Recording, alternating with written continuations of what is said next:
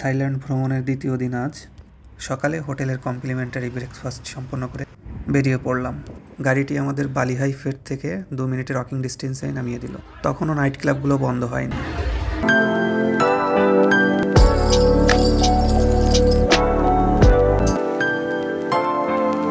চলে আসলাম বালিহাই ফের। এখান থেকে সেই বিখ্যাত পাতায়া লেখাটি দেখা যায়, যেটি মূলত পাতায়ার বোট পয়েন্ট। আজ আমাদের গন্তব্য কোল্যান আইল্যান্ড, যেটি কোরাল আইল্যান্ড নামেও পরিচিত। কিছু সময় এখানে ফটোশ্যুট করে আমরা সামনে এগিয়ে যাই। এখান থেকে কোরাল আইল্যান্ড যাওয়ার ফেরি পাওয়া যায়, জনপ্রতি 30 বাত করে ভাড়া। প্রত্যেক 1 ঘন্টা পর পর এখান থেকে ফেরি ছাড়ে। ফেরি ছাড়াও স্পিড বোটে ওখানে যাওয়া যায়। যাই হোক, আমরা ফেরির দোতলায় উঠে বসলাম। দেখলাম সবার জন্য এখানে লাইফ জ্যাকেট আছে। কিছু সময়ের মধ্যে পুরো ফেরি যাত্রীতে ভরে গেল।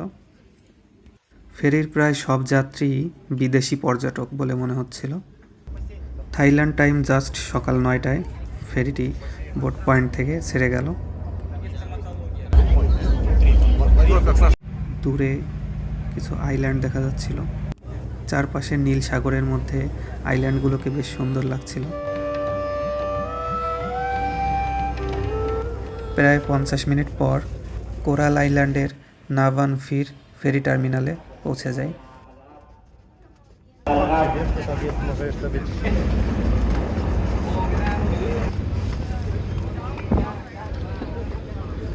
এখান থেকেও দূরের পাতায়া সিটিটি বেশ স্পষ্টই দেখা যায়। বোট পয়েন্ট থেকে সামনে এগোতেই রয়েছে রেস্টুরেন্ট এবং ছোটো বড়ো অনেক স্টল, যেখানে বেসিক্যালি সুইমস্যুট এবং জুতা পাওয়া যায়। এছাড়াও অনেক স্কুটি গ্যারেজ, যেখান থেকে আপনি চাইলেই স্কুটি রেন্ট করতে পারেন পুরো আইল্যান্ড ঘোরার জন্য। তার জন্য আপনাকে পাসপোর্ট জমা রাখতে হবে। যাই হোক, আমরা 3 জন হওয়াতে এখানকার কমন পাবলিক ট্রান্সপোর্ট লোকাল নাম সংতাও, যেটি বাংলাদেশের র্যাব বা পুলিশের ভ্যানগুলোর মতো, বা বলতে পারেন লেগুনার আপগ্রেডেড ভার্সন। ওটাতে করে তাওয়ান বিচের উদ্দেশ্যে রওনা হলাম। পার পারসন 10 বাত করে ভাড়া ছিল। আমাদের সঙ্গে আরও কিছু ফরেন ট্যুরিস্টও ছিল। যাই হোক, 10 মিনিটের মধ্যে আমরা আমাদের গন্তব্যে পৌঁছে গেলাম তাওয়ান বিচে। উপর থেকে বীচটি বেশ সুন্দরই লাগছিল।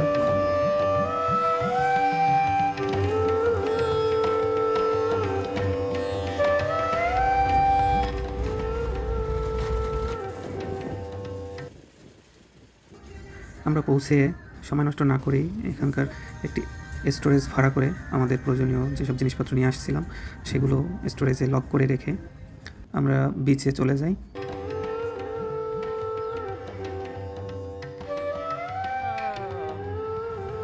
হোয়াইট স্যান্ড বিচ, সঙ্গে সমুদ্রের নীল জল, সত্যি মনোমুগ্ধকর দৃশ্য।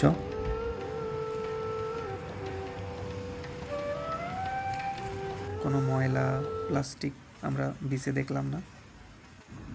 জল একদম ক্রিস্টাল ক্লিয়ার।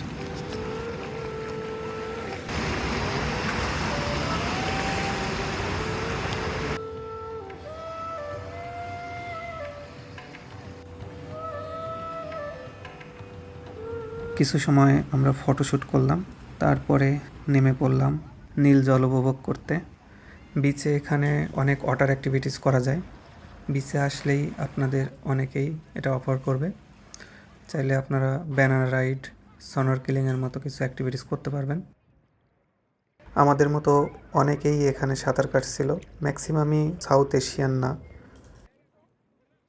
সমুদ্রের জল বেশ লবণাক্ত, চোখে গেলেই তীব্র যন্ত্রণা হচ্ছিল। কিছু সময় পর আবার ঠিক হয়ে যাচ্ছিল।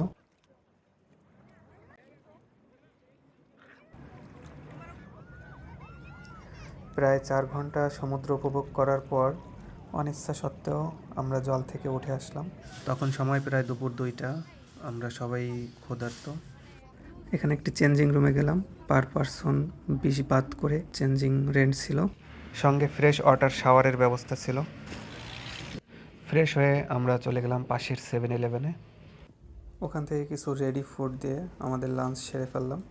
এখানে এগ এবং চিকেনের বিভিন্ন রান্না করা খাবার পাওয়া যায়, যেটা ওরা ইনস্ট্যান্ট গরম করে দেয়। লাঞ্চ শেষে আমরা কিছু সময় রেস্ট নিয়ে আশপাশের 2-1টি বিচ ঘুরে দেখলাম। এবার যাত্রা দ্বীপটির ফটো সেশন স্পটে। আসার পথে যেটি আমরা দেখছিলাম 2-3 মিনিটের মধ্যেই আমরা ওখানে গিয়ে পৌঁছালাম।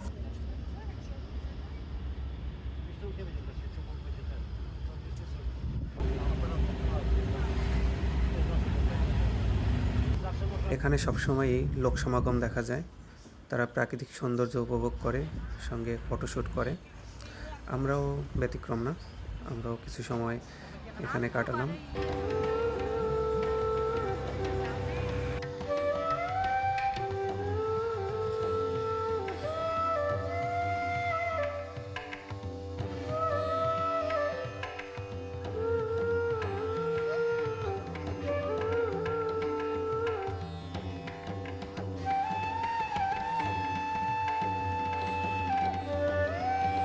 আমাদের পরবর্তী গন্তব্য এখানকার একটি বড় বৌদ্ধ মন্দির। মন্দিরের ভিতর প্রবেশ করলাম। এখানে ভগবান বুদ্ধের অনেকগুলো রূপ রয়েছে। একই সাথে সামুদ্রিক জীব বৈচিত্র্যও তুলে ধরা হয়েছে।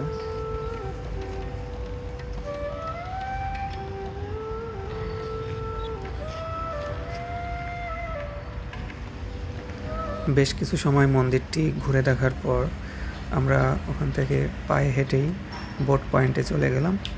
বোট পয়েন্টটি এখান থেকে প্রায় 5 মিনিটের ওয়াকিং ডিস্টেন্সে। বিকাল 4:50-এ আমরা ফেরিতে গিয়ে বসলাম এবং জাস্ট 5টায় এখান থেকে ফেরিটি পাতায়া মেইনল্যান্ডের উদ্দেশ্যে রওনা হয়ে গেল।